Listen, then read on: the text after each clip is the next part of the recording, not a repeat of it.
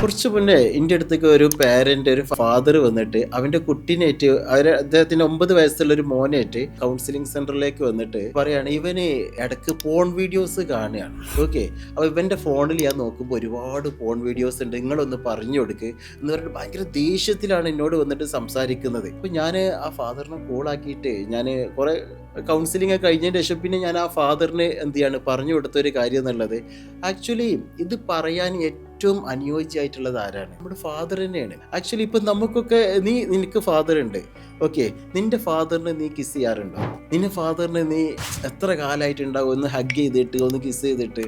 നീ ഒന്ന് ആലോചിച്ച് നോക്ക്, ശരിയല്ലേ?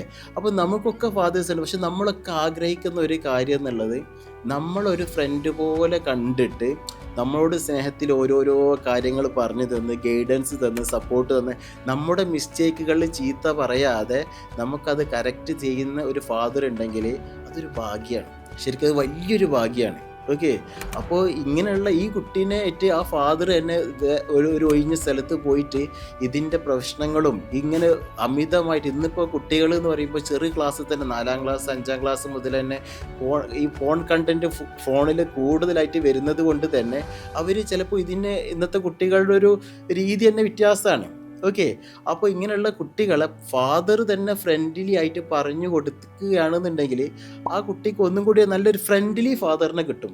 അതൊരു വലിയൊരു ഭാഗ്യമുള്ള കാര്യമാണ് ശരിക്കും.